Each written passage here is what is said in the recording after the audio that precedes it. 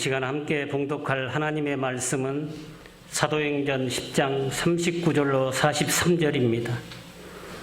우리 함께 한 목소리로 봉독하시겠습니다. 우리는 예수께서 유대지방과 예루살렘에서 하신 모든 일의 증인입니다. 사람들이 그를 나무에 달아 죽였지만 하나님께서는 그를 사흘째 되는 날에 살리시고 나타나 보이게 해주셨습니다.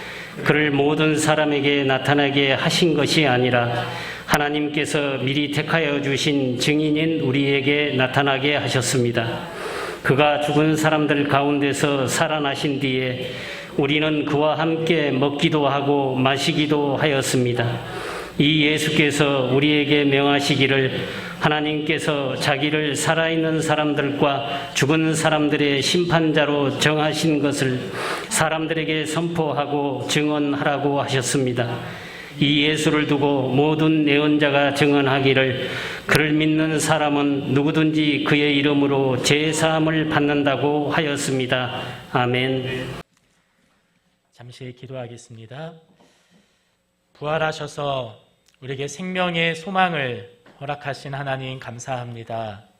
이 시간 함께 말씀을 묵상할 때에 주의 말씀이 온전히 선포될 수 있도록 주님 은혜 주시고 또한 우리의 귀를 복되게 하셔서 주의 말씀에 순종할 수 있는 귀한 삶이 될 수 있도록 주님 함께하여 주시옵소서. 예수님의 이름으로 기도하옵나이다. 아멘. 네, 사랑하는 성도 여러분, 지난 고난주간 시간 잘 보내오셨습니까? 잘 보내오셨습니까? 라고 질문하니까 좀 틀린 질문인 것 같습니다. 잘못 보내오셨습니까? 고난주간을 통해서 우리가 이제 오늘 부활주일, 부활과 승리의 기쁨이 있습니다. 이 부활과 승리의 기쁨이 더욱 큰 주일이 되기를 간절히 원합니다. 한번 우리 서로 이렇게 인사하겠습니다. 부활의 증인으로 살아갑시다. 아멘.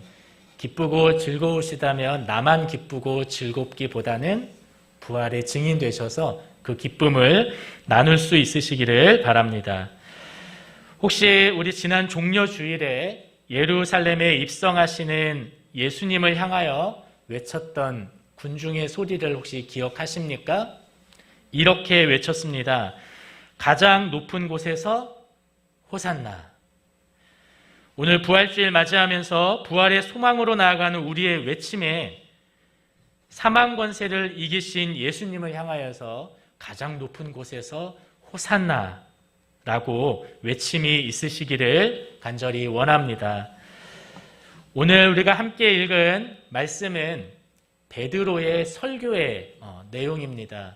고넬료의 가정에서 베드로가 설교하는 한 장면 속에 예수님의 고난과 부활에 관한 이야기를 함께 복음을 전하고 있는 장면이라고 볼 수 있습니다. 왜 베드로는 이 이야기를 그렇게 심도 있게 다루고 강하게 설교를 하고 있는 것일까? 아마 베드로 스스로 본인이 경험했던 시간들을 회고하지 않았겠습니까? 예수님의 제자라고 이야기했지만 고난주간의 시간 예수님을 부인했던 베드로의 모습, 다시 찾아오신 예수님 앞에 무릎을 꿇고 예수님께서 내가 나를 사랑하느냐라고 질문하셨던 것들, 이런 어떤 본인의 경험에 기초하여 고넬료의 가정에 설교를 지금 하고 있는 것입니다. 예수님께서 우리의 죄를 담당하시고 우리를 구원하시기 위해서 친히 고난으로 들어가셔서 사망 권세를 이기시고 부활하셨음을 우리 또한 함께 찬양할 수 있기를 간절히 원합니다. 오늘 저는 말씀 제목을 부활하신 예수를 다시 만난 나라고 제시하였습니다. 우리는 매년 부활주일을 맞이하고 매년 달걀을 먹습니다. 그리고 부활의 예수님을 묵상합니다. 딱딱한 계란 속에서 병아리가 나온 것처럼 찬양하면서 먹죠. 2021년입니다. 몇 번의 부활주일을 보내오셨습니까? 우리는 그럼에도 불구하고 다시 부활의 예수님을 만나야 하는 줄로 믿습니다. 부활의 예수님을 묵상하고 인정하고 믿는 것은 우리 신앙에서 매우 중요한 부분이라고 할 수 있습니다. 요한복음 11장 25절에서 26절엔 이렇게 기록합니다. 예수께서 마르다에게 말씀하셨다. 나는 부활이요 생명이니 나를 믿는 사람은 죽어도 살고 살아서 나를 믿는 사람은 영원히 죽지 않을 것이다. 하고 뒷부분에 내가 이것을 믿느냐? 이렇게 묻습니다. 마르다의 대답은 예, 주님 믿습니다. 이렇게 대답은 했죠. 예수님과 나의 관계에서 이 부활 사건, 나는 부활이요 생명이니 라고 하셨던 것은 이 부활 사건이 나의 생명과 관계된 사건이다 라고 하는 것을 이야기하고 있는 겁니다. 즉 이렇게 질문해 볼 수 있습니다. 나는 부활이요 생명인데 내가 너의 생명과 관계된 것이 이 부활 사건이라고 하는 것을 너희는 믿느냐? 이렇게 묻는 것입니다. 예수님의 부활이 나의 생명과 매우 직결된 사건임을 믿으시기를 간절히 원합니다. 요한복음 11장의 말씀은 우리가 나사로를 살리신 예수님의 모습에 대한 내용입니다. 그래서 마르다에게 예수님이 질문을 하신 것이죠. 나는 부활이고 생명인데 네가 이걸 믿느냐? 부활의 예수를 믿는 이 믿음, 이것은 우리 그리스도인에게 사느냐 죽느냐의 문제입니다. 그렇기 때문에 우리는 오늘 부활의 예수를 다시 묵상해야 합니다. 믿으면 살고 믿지 않으면 죽습니다. 더 나아가서 부활 사건은 새로운 증인의 삶으로 살아갈 사건입니다. 내가 부활 사건을 경험했고 내가 부활 사건을 믿었다면 우리는 새로운 증인의 삶으로 살아가야 하는 것입니다. 앞서 말씀드린 바와 같이 함께 읽은 사도행전의 말씀은 베드로가 고넬료의 집에서 설교하는 장면이라고 말씀을 드렸습니다. 이 설교 장면에서 베드로가 하는 이야기가 예수님께서 유대 지방과 예루살렘에서 하신 모든 일의 증인이 우리다라고 이야기를 합니다.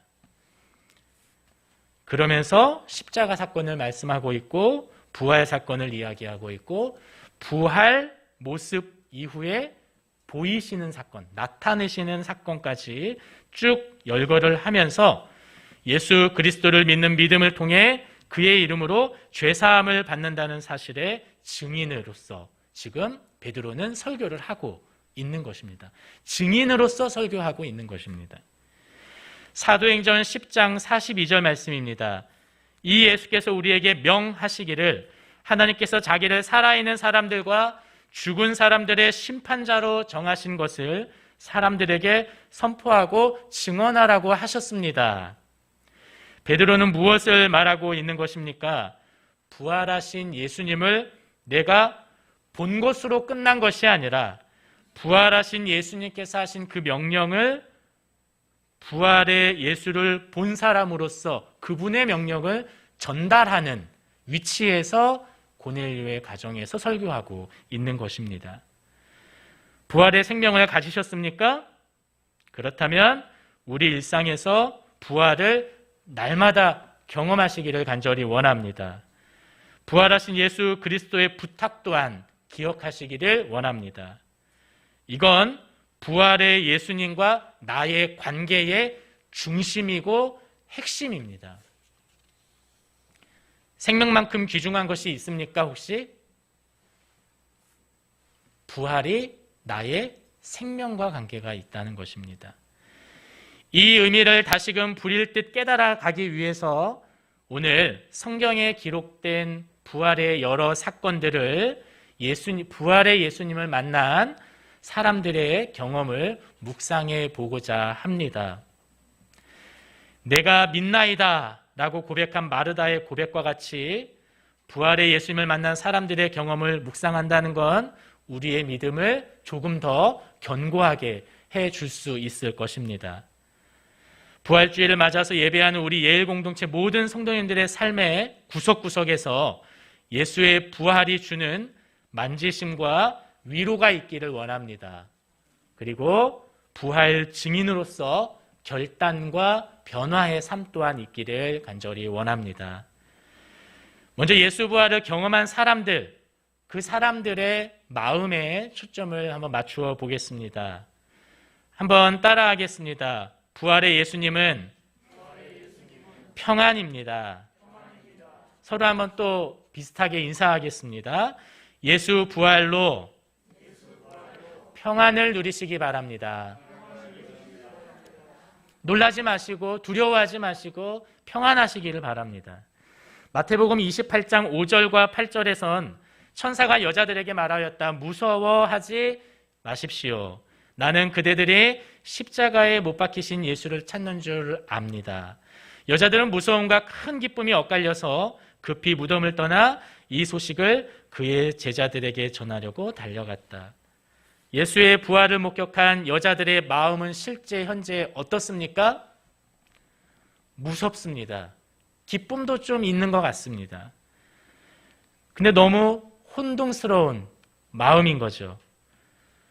여인들의 행동은 그 마음을 반영하듯이 무덤에서 도망하고 벌벌벌벌 떨고 넋을 잃고 두려움에 젖어서 급기야 아무 말도 하지 못하는 그런 상태가 된 것입니다. 마가복음 16장 8절에 이렇게 기록되어 있습니다. 그들은 뛰쳐나와서 무덤에서 도망하였다. 그들은 벌벌 떨며 넋을 잃었던 것이다. 그들은 두려워서 아무에게도 말을 하지 못하였다. 예수님은 증인으로 살라고 하셨는데 아무에게도 말 못하는 그 심정 혹시 기억하시겠습니까? 예수님의 부활로 인하여서 오히려 그들의 마음에 평안이 있는 것이 아니라 왜 그런지 모르게 마음이 완전히 초토화가 되어서 두려움에 떨고 있는 것입니다. 그런데 이런 어려운 마음을 가진 그녀들에게 예수님께서 친히 다가오셔서 이렇게 말씀해 주셨습니다. 마태복음 28장 9절입니다. 그런데 갑자기 예수께서 여자들과 마주쳐서 평안한가 하고 말씀하셨다. 예수님은 어떻게 말씀하셨고 평안한가?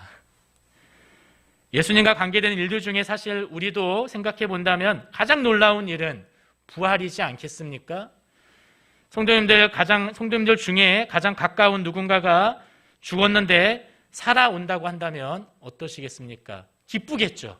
오늘 여인들처럼. 그런데 또 두렵겠죠. 어떻게 살았지? 두렵고 놀랍고 기쁘고 여러 가지 생각 가운데에 말문이 막히실 겁니다. 분명. 사랑하는 성도 여러분, 비록 부활이 지금껏 경험해보지 못한, 생각해보지 못한 사건이지만 예수님의 부활을 목격한 이들에게 우리의 마음을 너무나도 잘 아시듯이 이렇게 말씀하시는 겁니다. 평안한가? 평안한가? 요한복음 20장 15절과 16절은 이렇게 기록합니다. 예수께서 마리아에게 말씀하셨다. 여인아, 왜 울고 있느냐? 누구를 찾느냐? 예수께서 마리아야 하고 부르셨다. 여인이 왜 울고 있었습니까? 예수님을 찾고 있었습니다. 예수님 옆에 계시고 부활하셨는데 무덤 속에서 예수님을 찾고 있는 겁니다. 우리는 때로 부활하신 예수님을 지금 믿고 있고 그 믿음 안에 있음에도 불구하고 교회 공동체 안에서 1년 52주의 말씀을 듣고 있지만 예수님이 부활하셨다는 이 사실에 대해서 가끔 잊어버리든지 정확히 인지하지 못하고 부활에 의한 이 평안을 뒤로 한 채 살아가고 있지는 않으십니까?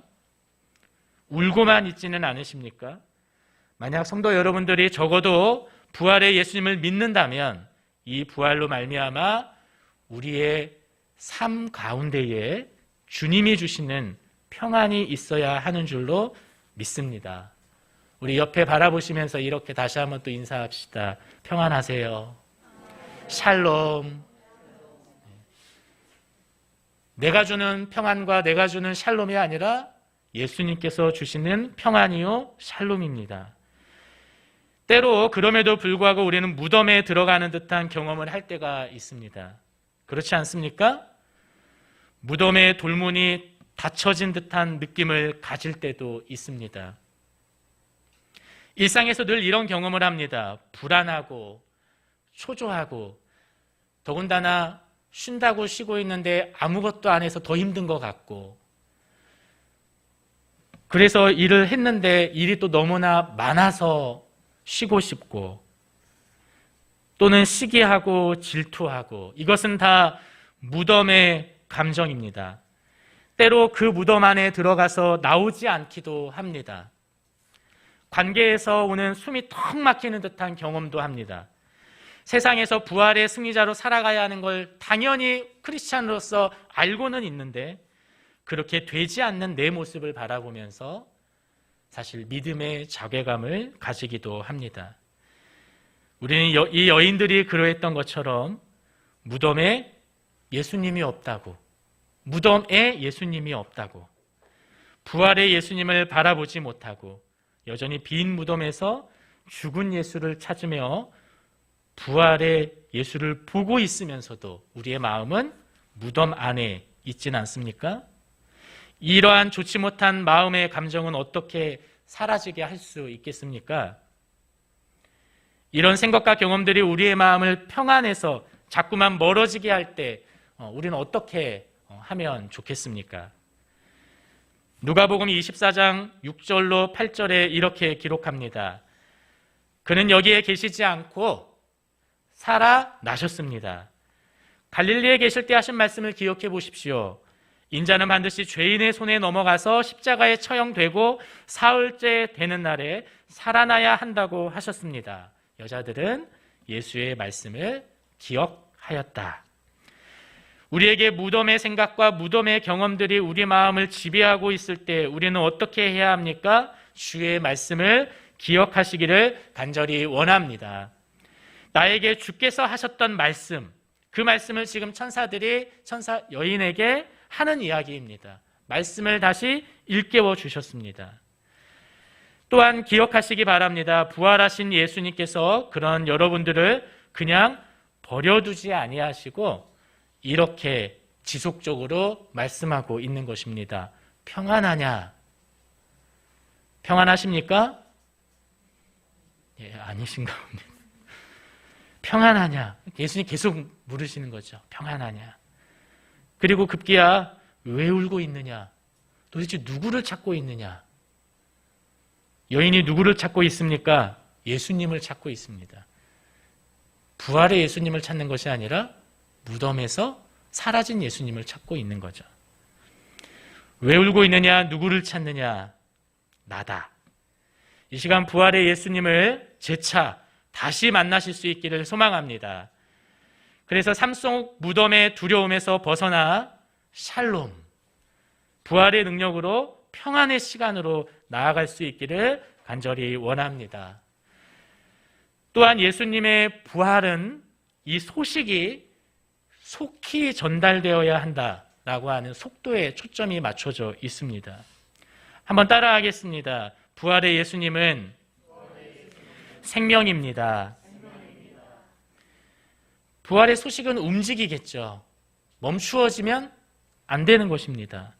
마태복음 28장 7절에 그러니 그대들은 빨리 가서 제자들에게 전하십시오. 빨리 가서.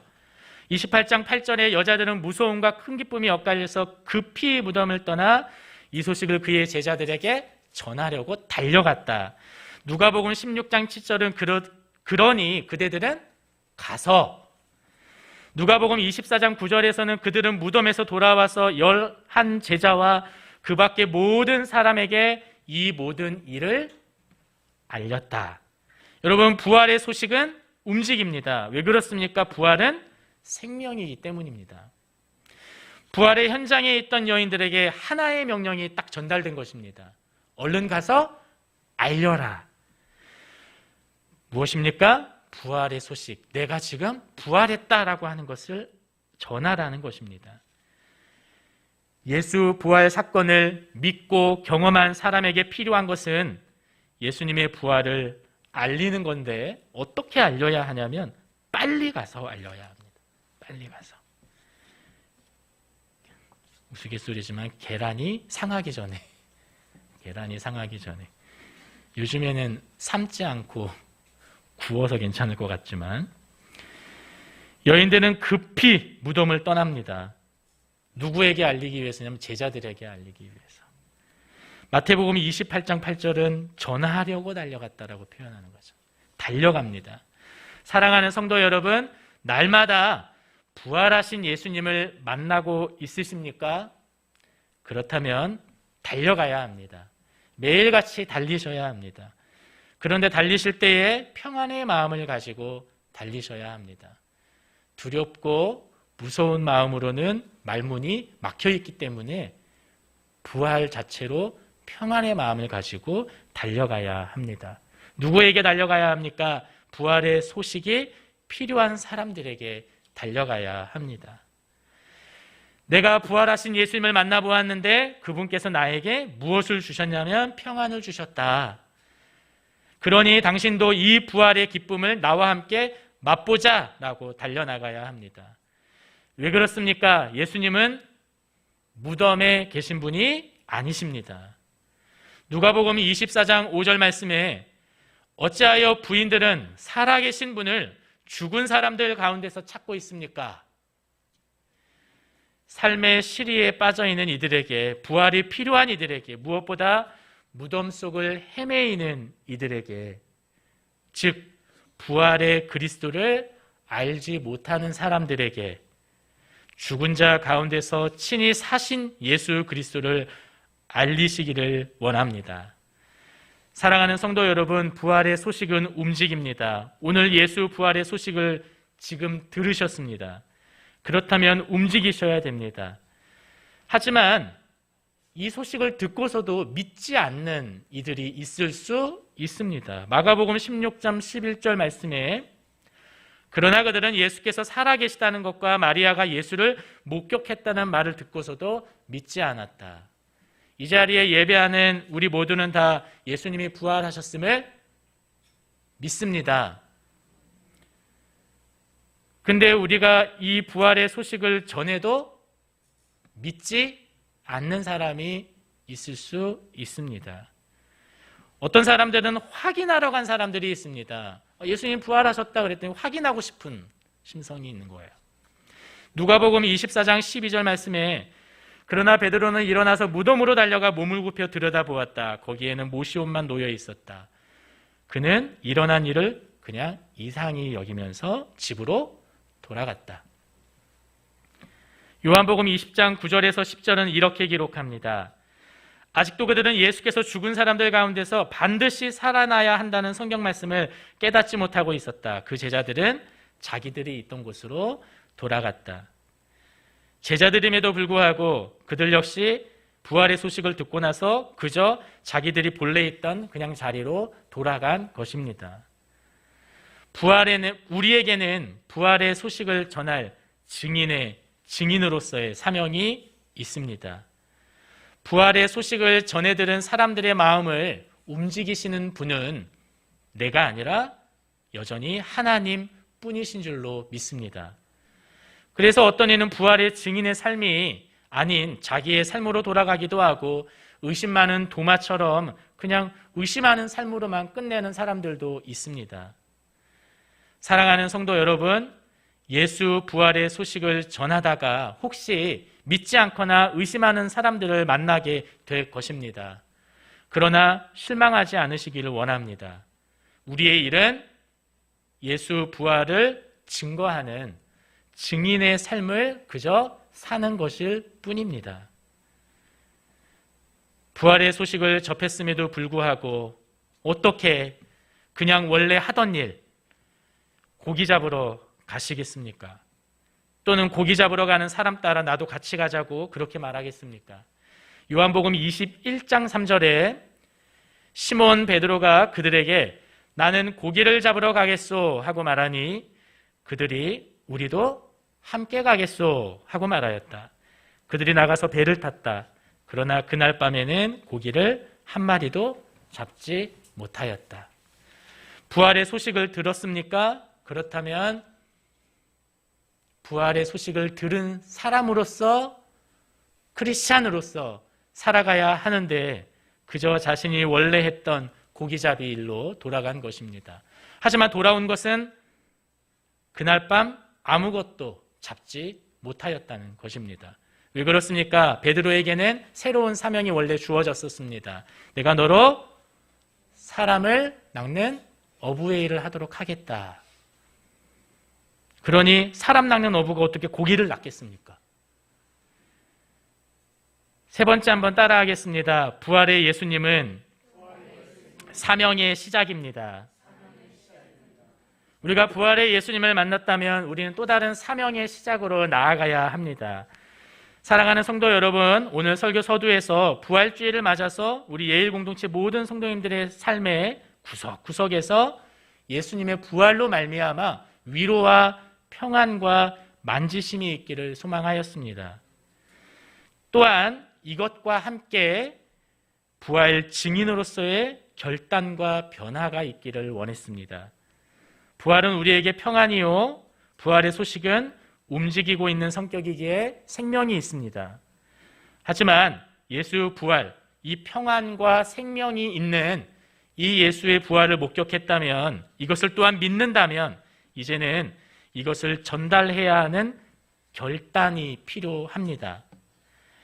그러기에 예수 부활의 경험은 사명의 시작입니다. 우리는 부활 사건에 초점을 두다가, 그냥 부활한 사건 거기에만 초점을 두다가 그냥 놀라고 두려워하는 감정에 치우쳐서 예수님, 부활하신 예수님이 부탁하신 명령을 잊을 수 있는 실수를 범할 수 있습니다. 오늘 우리가 함께 본문으로 선택하여 읽은 사도행전 10장 42절은 뭐라고 기록하고 있습니까? 이 예수께서 우리에게 명하시기를 하나님께서 자기를 살아있는 사람들과 죽은 사람들의 심판자로 정하신 것을 사람들에게 선포하고 증언하라고 하셨습니다. 예수님의 부활은 살아있는 사람들과 죽은 사람들, 즉 모든 인류의 기준이십니다. 예수 부활 사건은 무덤, 사망 권세를 이기신 그 사건 자체와 함께 부활하신 예수님의 말씀입니다. 때문에 예수 부활은 새로운 사명의 시작인 거죠. 뭐라고 방금 읽었습니까? 사람들에게 선포하고 증언하라. 예수님의 부활은 사망 권세를 이기심으로 모든 이들의 심판자로 세상에 오실 것이라는 것, 이것을 전하는 것입니다. 예수님의 부활로 우리도 생명의 소망을 지녔지만, 즉 예수의 부활을 믿지 않으면 죽음으로 갈 수밖에 없다라고 하는 걸 반증하여 전하게 되는 것이죠. 우리는 부활의 예수를 믿으면 천국 백성이 됩니다. 믿으십니까? 하나님의 백성이 됩니다. 믿으십니까? 하지만 그렇지 않으면 구원이 없습니다. 우리의 삶과 죽음의 기준이 부활하신 예수 그리스도이심을 믿습니다. 그래서 예수님께서 마르다에게 서두에 말씀하셨던 내용이 중요한 것입니다. 요한복음 11장 25절에서 26절을 우리 이번에는 함께 읽도록 하겠습니다. 시작. 나는 부활이요 생명이니 나를 믿는 사람은 죽어도 살고 살아서 나를 믿는 사람은 영원히 죽지 않을 것이다. 네가 이것을 믿느냐? 이것을 믿으십니까? 하나님은 자신의 독생자 예수를 십자가에서 죽이셔야만 하셨습니다. 죽이시는 걸로 끝나시는 것이 아니라 부활하게 하셨습니다. 여전히 예수를 믿음으로 구원받고 하나님의 자녀가 되게 하기 위해서는 예수님이 부활하셔야만 합니다. 무덤을 깨고 나오셔야만 합니다. 급기야 예수님은 예수 부활을 목격한 제자들을 향하여서 명령하시는 겁니다. 예수님은 예수 부활을 믿는 우리를 향하여서 또 명령하시는 겁니다. 마가복음 16장 15절 말씀에 또 예수께서 그들에게 말씀하셨다. 너희는 온 세상에 나가서 만민에게 복음을 전파하여라. 예수 부활을 목격하고 믿었다는 것은 복음 전파의 사명과 밀접하게 이어져 있는 사건입니다. 이것은 부활하신 예수님이 우리에게 부탁한 지상 명령입니다. 그래서 오늘 본문으로 함께 읽은 사도행전 10장의 고넬료 가정에서 베드로가 설교한 이 내용에 그의 과거를 회고하면서 부활의 사건과 함께 복음 전파가 이루어지고 있는 것입니다. 마가복음 16장 16절 말씀입니다. 믿고 세례를 받는 사람은 구원을 얻을 것이요 믿지 않는 사람은 정죄함을 받을 것이다. 믿고 세례받는 사람은 구원을 얻습니다. 그래서 끊임없이 우리 예일의 공동체가 예수영전 모임을 하고 세례를 줄 수 있도록 끊임없이 노력하는 것입니다. 왜 그렇습니까? 믿지 않으면 정죄함을 받습니다. 예수님께서는 이 사명을 나의 능력이 아니라 위로부터 오는 능력으로 잘 감당할 수 있도록 우리를 혼자 내버려 두지 아니하시고 약속하신 성령을 우리에게 보내주신다고 하셨습니다. 누가복음 24장 49절입니다. 보아라, 내가 내 아버지께서 약속하신 것을 너희에게 보낸다. 그러므로 너희는 위로부터 오는 능력을 입을 때까지 이 성에 머물러 있어라. 무엇입니까? 위로부터 오는 능력입니다. 부활주일을 맞이하여 함께 예배하는 성도 여러분, 나의 능력과 나의 실력으로 되는 것이 아니라 위로부터 오는 능력으로만 이 부활 증인의 삶이 가능한 줄로 믿습니다. 우리의 VIP를 향한 섬김의 능력이 있는 것은 우리 안에 부활의 소망과 함께 성령 하나님의 함께하심이 있기 때문입니다. 말씀을 정리하겠습니다. 부활의 소망을 품고 나아가길 원하시는 성도 여러분, 부활하신 예수님과 나는 도대체 무슨 관계입니까? 나는 왜 부활하신 예수님을 오늘도 여전히 묵상하며 나아가야 합니까? 첫째는 예수님의 부활은 평안이요 생명이기 때문입니다. 하나님의 구속사에서 빼놓을 수 없는 사건입니다. 주께서 부활하셨으므로 우리도 부활의 소망, 생명으로 나아갈 수 있음을 기억하시길 바랍니다. 삶 속에서 혹시 어둠을 경험하고 계십니까? 직장과 학교, 생활 현장에서 무덤을 경험하고 계십니까? 주님께서 무덤을 깨부수고 나오셨음을 오늘 부활주일로 나아가는 우리 역시 삶의 어둠과 삶의 무덤을 부수고 나올 수 있는 생명의 능력이 우리에게 있는 줄로 믿습니다. 우리의 삶의 승리의 삶이 그래서 보장된 것입니다. 두 번째, 부활의 소식은 가만히 있지 않는다고 말씀을 드렸습니다. 움직입니다. 부활은 꿈틀거립니다. 단단한 땅을 뚫고 나올 수밖에 없습니다. 우리는 이런 현상을 봄날 확연하게 느낄 수가 있습니다. 죽은 예수를 찾아갔던 여인들에게 천사는 뭐라고 말씀합니까? 왜 죽은 자 가운데서 예수를 찾느냐? 다시 사셨다. 2021년 고난주간을 지나 부활의 예수를 다시 만나셨습니까? 그렇다면 부활의 소식을 접한 나는 우리 한국 사람들 잘하는 거 빨리빨리 알려야 합니다. 빨리빨리. 즉 새로운 사명을 부여받은 날이 부활의 날인 줄로 믿습니다. 당연히 부활하신 예수님의 명령과 이 부탁을 우리가 이행하여야 하지 않겠습니까? 사도행전 10장 42절에 이 예수께서 우리에게 명하시기를 하나님께서 자기를 살아있는 사람들과 죽은 사람들의 심판자로 정하신 것을 사람들에게 선포하고 증언하라. 우리는 예루살렘으로부터 시작하여 이 일에 증인된 삶을 2021년에도 살고 있고 그렇게 살아가야 하는 줄로 믿습니다. 한 주간, 한 달, 올 하나의 삶, 하나님의 도성에 이르기까지 부활하신 예수로 말미암아 평안을 누리시고 무덤의 삶에서 나와 생명과 승리의 삶을 누리시기를 원합니다. 특별히 부활하신 예수의 명령을 이행하는 아주 존귀한 사명자로서의 삶으로 나아가시기를 원합니다.